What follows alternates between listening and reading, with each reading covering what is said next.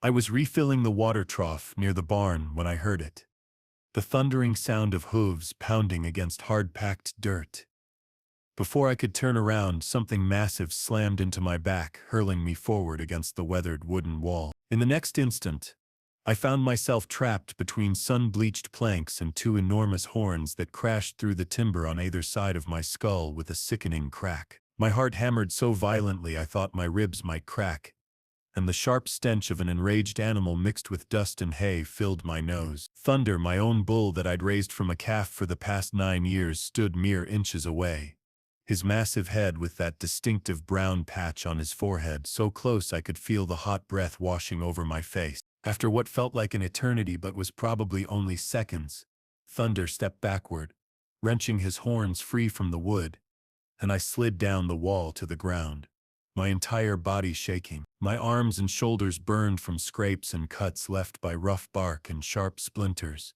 My right sleeve was torn clean through, and blood was seeping through my shirt at the elbow. I slowly lifted my eyes to the bull, expecting to see that same fury that had nearly killed me moments ago.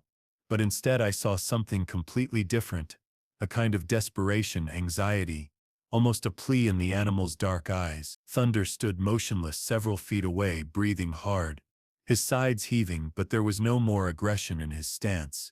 Just tension, as if he was trying to communicate something he couldn't express. I carefully got to my feet and back toward the house, keeping my eyes locked on the bull. Once I reached the porch, I finally allowed myself to breathe and process just how close I'd come to dying. But the worst part hit me next.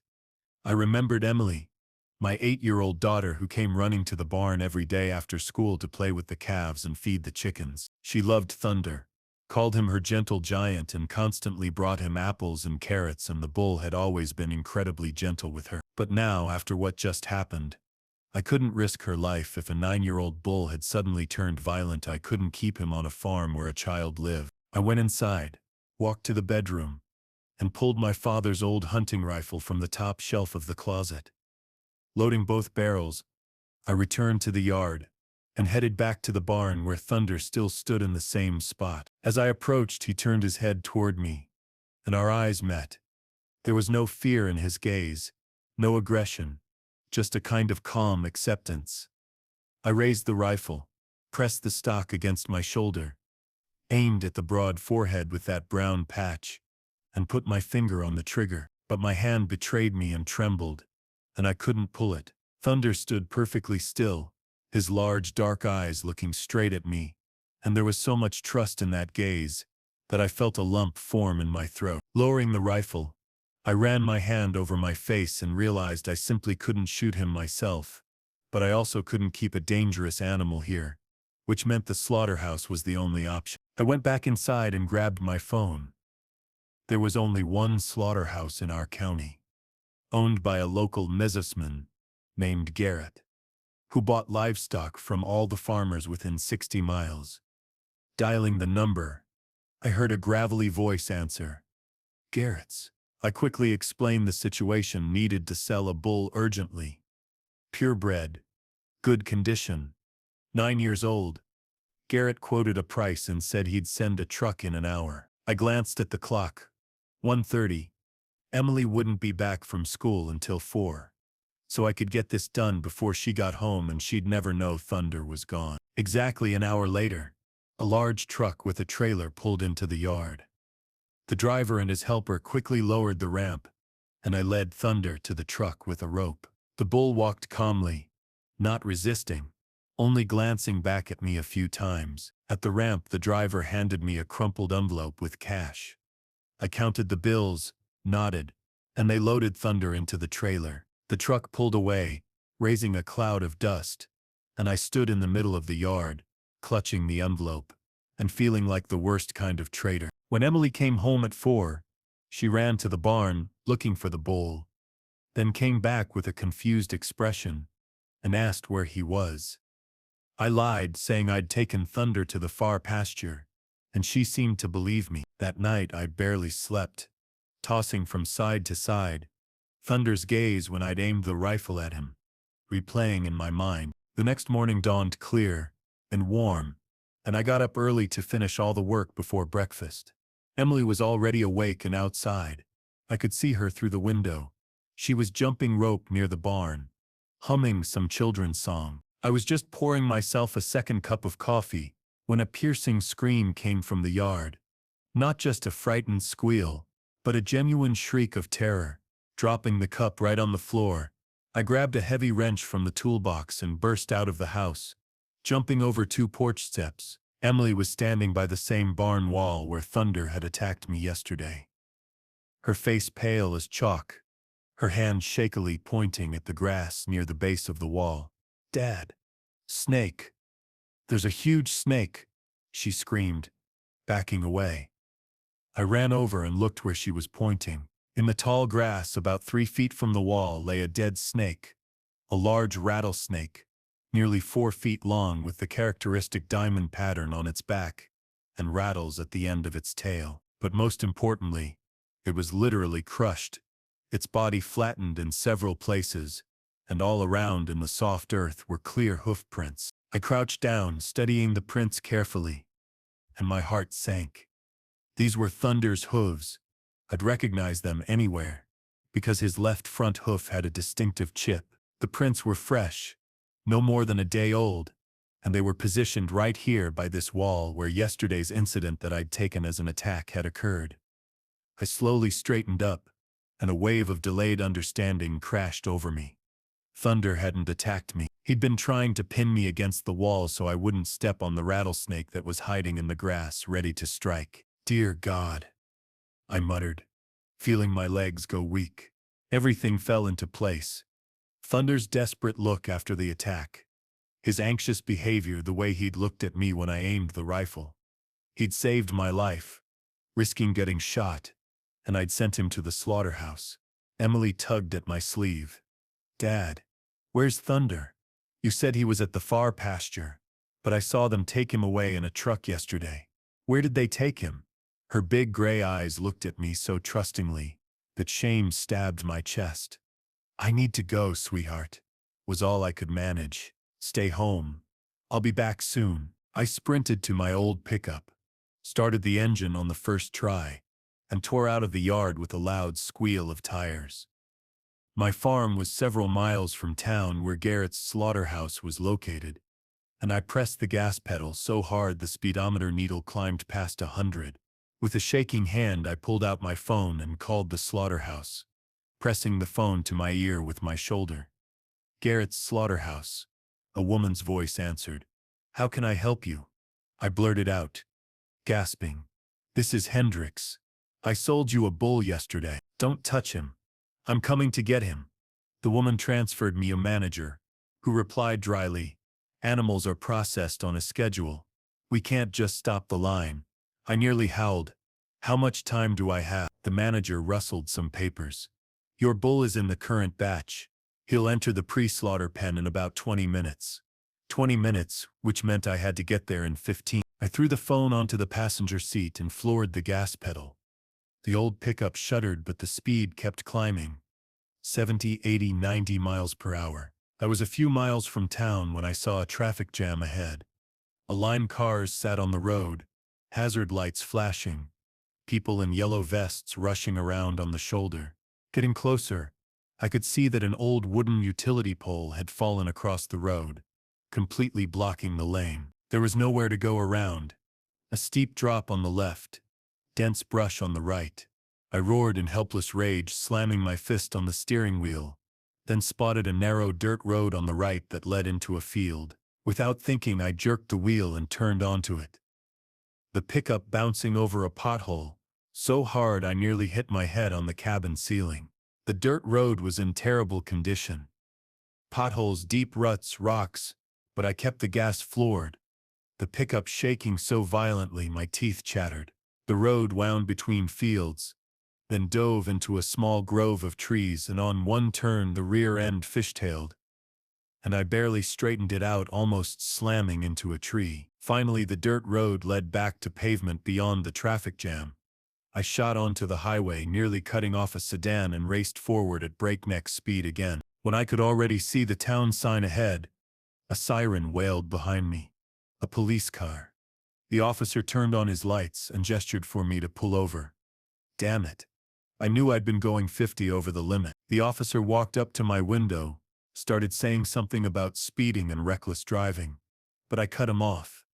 Officer, I have an emergency. My bull is at the slaughterhouse. They're going to kill him in 10 minutes. He saved my life and I sent him there by mistake. He looked at me like I was insane, studied my face closely, apparently assessing my level of madness, but something in my eyes convinced him. He waved his hand. Get out of here. But if you crash, it's on you. I didn't even thank him. Just took off, leaving him standing on the shoulder. Garrett's slaughterhouse was on the outskirts in the industrial zone.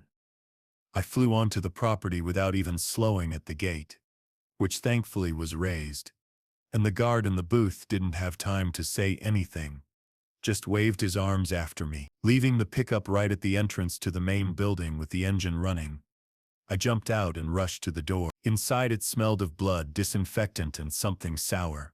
The hallway was narrow with peeling green paint on the walls, and I ran down it without really knowing where I was going, just following the sounds and smell. A minute later I burst into a large workshop with high ceilings where machinery noise and muffled mooing could be heard.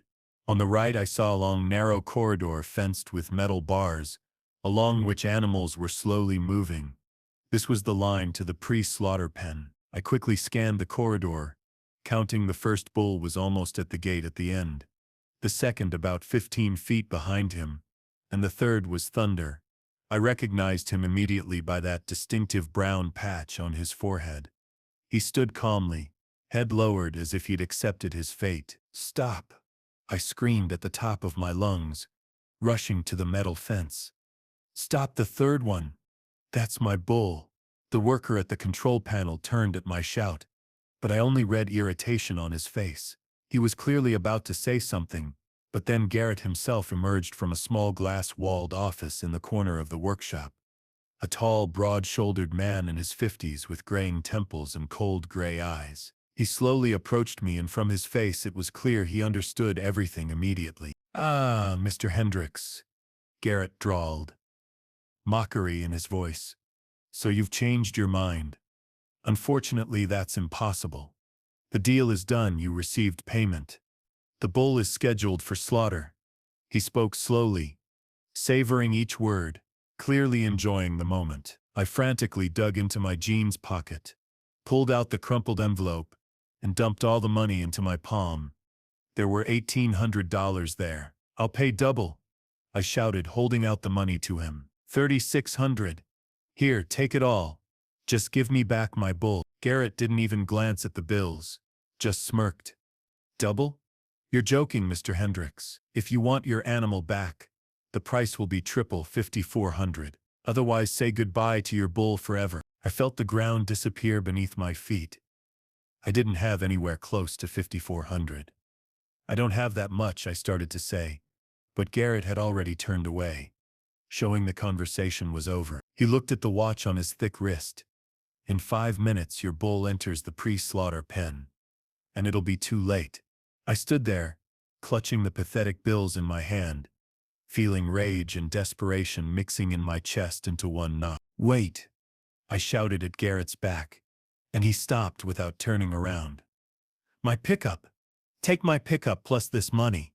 Dodge Ram, old but runs, worth at least $3,000. Garrett slowly turned, interest flickering in his eyes, and he walked to the workshop window, overlooking the parking lot, where my pickup sat with the engine running. He stood there, looking at the truck, and I could see him calculating in his head what it was worth. The minutes dragged like hours. Finally he turned to me and slowly said, "Pickup plus the money. That's maybe $4,800. I need 54. I frantically searched my pockets. Maybe I'd forgotten a bill somewhere. Found only a crumpled 10. "That's it. I swear that's everything I have." At that moment a metallic voice came from a speaker on the wall. "Third in line. Entering the pen."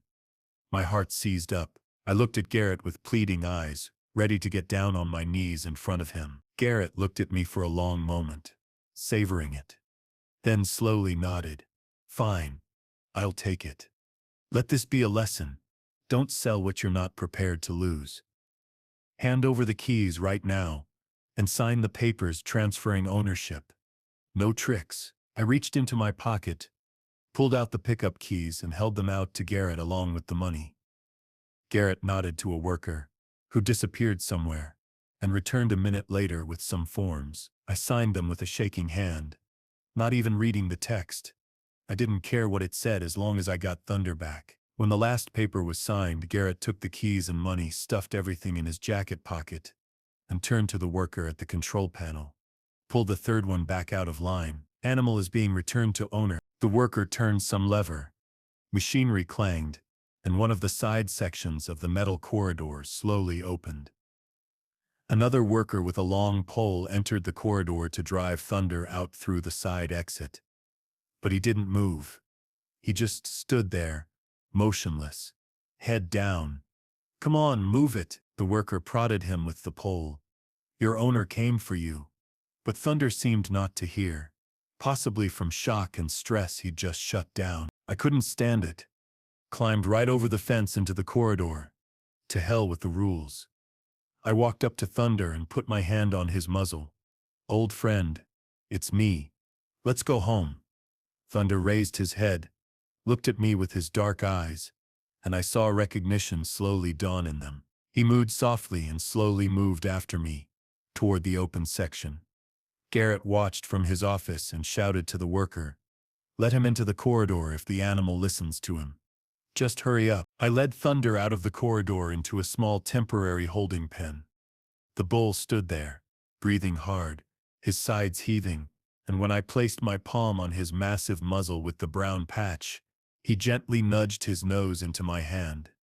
"I'm sorry, old friend," I whispered, feeling my voice shake. "You saved my life, and I was a complete idiot. Thought you were attacking me when you were protecting me from a snake." A worker brought a thick hemp rope and looped it around Thunder's neck. "How are you getting him home?" he asked. "You don't have a truck." I looked at him, then at Thunder, then at the window beyond which sat my former pickup, and smiled bitterly. "Walking 3 miles to the farm. We'll manage." The worker shook his head, clearly thinking I'd lost my mind, but said nothing, just opened the pen gate. I took the rope, wrapped it around my wrist, and slowly led Thunder toward the exit. We stepped outside and the bright midday sun hit us right in the eyes. The guard at the gate watched us go with a surprised look, but said nothing, just shook his head. I turned right, onto the road leading from the industrial zone toward the edge of town, and we set off, me in front, Thunder behind me on the rope, walking calm and steady. The first half-mile we walked past warehouses and hangars, then came out onto a residential street, and that's when it started. People stopped, turned around, pointed. Some pulled out phones and started filming, but I didn't give a damn about their stare. Thunder walked beside me, not pulling on the rope, and I felt my soul getting lighter with every step. We walked through the whole town, then turned onto the highway leading to my farm. The sun was sinking toward the west. The heat had dropped, and walking became easier, though my legs were starting to ache. We'd already walked about 2 miles when I heard an engine behind us. Some vehicle slowing down next to us. Turning around, I saw an old truck, and from the cab leaned an elderly farmer, Sam Morrison, my neighbor. "Hendricks, is that you? Why are you walking with a bull?" he asked in surprise. I briefly explained the situation. Sam shook his head sympathetically. "Listen, I've got hay in the bed, but I can give you and the bull a ride if you'll fit." I'd already opened my mouth to agree, but then Sam added, scratching his head, "Though I need to go the other way to the vet. My cow's sick. I'd have to make a detour of about 4 miles, might not make it before the clinic closes." I looked at Thunder, then at Sam, and shook my head. "Thanks, friend, but we'll walk. Your cow's more important, she needs treatment." Sam nodded with respect in his eyes. "Got it, good luck to you," and drove off, leaving a cloud of dust behind. We continued on. After about an hour of walking, the familiar turn with the big oak appeared ahead, beyond which my land began. Another 1/4 mile down the dirt road, and we'd be home. When we turned off the highway onto the dirt road leading to the farm, I saw a small figure in the distance. Emily was standing at the gate, apparently waiting for me. As soon as she made out that I wasn't alone but was leading Thunder, she cried out and ran toward us, her blonde braids flying behind her. "Thunder! Thunder's back!" she shouted as she ran up, and I barely had time to stop the bull and step aside before Emily wrapped her arms around his neck and pressed her face into his warm coat. Thunder mooed softly, lowered his head, and let her hug him, standing perfectly still. "Dad, you brought him back." Emily turned to me, her eyes shining with happiness. "I was so afraid they'd taken him away forever." I crouched down in front of her and put my hands on her shoulders. "Listen, sweetheart. I need to tell you something. Yesterday, Thunder saved my life. I thought he'd attacked me, but actually he was protecting me from a poisonous snake that was hiding in the grass by the barn. That same snake you saw this morning. He was the one who trampled it." Emily looked at me with wide eyes, then at Thunder, then back at me. "So he's a hero? Our Thunder is a hero." Then she frowned and asked with childlike directness, "Dad, why didn't you come back in the pickup? Where's our truck?" I sighed and answered honestly, "Had to trade it for Thunder, sweetheart. We don't have a truck anymore." Emily thought for a second, then looked at the bull and said completely calmly, shrugging, "That's okay. Thunder's more important than a truck. Right, Dad?" I hugged her, feeling tears welling in my eyes. "You're right, honey. You're smarter than me." The three of us slowly walked toward the house. Me, Emily, and Thunder, and the last rays of the setting sun painted everything around us in a warm golden color. When we reached the barn, I untied the rope from Thunder's neck and opened the gate to his pen. Thunder walked inside, went to the water trough, and began drinking in long, thirsty gulps, meaning they hadn't given him water at the slaughterhouse. Emily brought an armful of fresh hay and dumped it in the feed trough, and Thunder mooed gratefully and started eating. I stood leaning against the gate frame, watching this peaceful scene. Thunder had protected me from mortal danger, and I'd sent him to the slaughterhouse for it, simply because I didn't understand what had happened. I'd almost killed the one who saved my life. Good thing I managed to fix it, even if it cost me my truck and all my money. But how can you measure an old friend's life in dollars? Emily came up to me, took my hand and whispered, "Dad, I'm glad you brought him back." I squeezed her little hand in mine and nodded. "Me too, sweetheart. Me too."